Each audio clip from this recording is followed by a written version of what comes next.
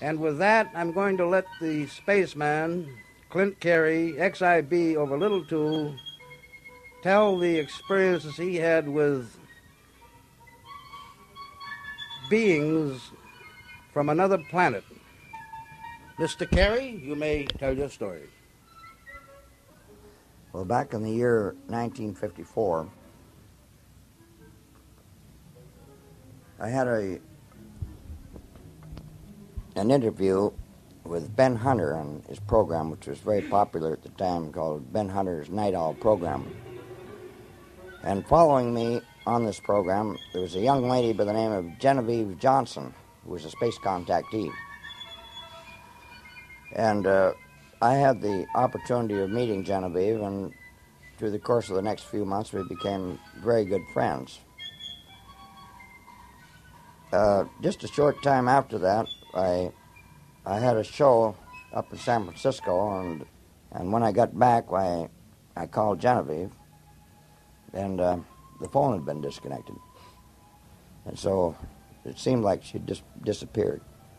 A few years later, I moved over to South Pasadena, and one night when I was painting in my studio there, it crossed my mind that I recall that Genevieve had this little sort of a homestead shack down in the desert. It was about 10 miles out of Joshua Tree, California.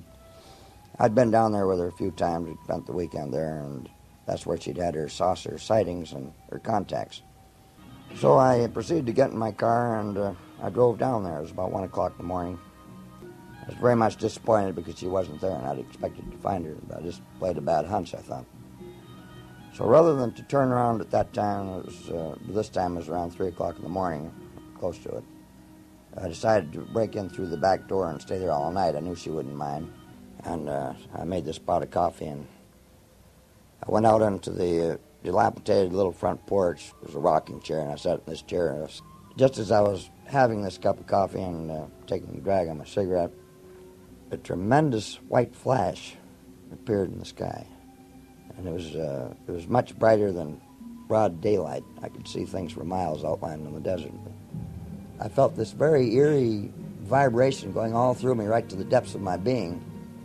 And I could see this huge, round, dark object up there. I knew immediately that it was a spaceship, and I could tell the vast proportions of it by the stars that were outlining it in the distance. In the next instant, I looked straight ahead, and here were three beings standing about 10 feet in front of me. People asked me how I felt seeing space beings for the first time from another planet. I can only describe it in this way. That it was like I heard that pure and silent tone that vibrates in the human heart when the time has come to move forward from an outgrown position.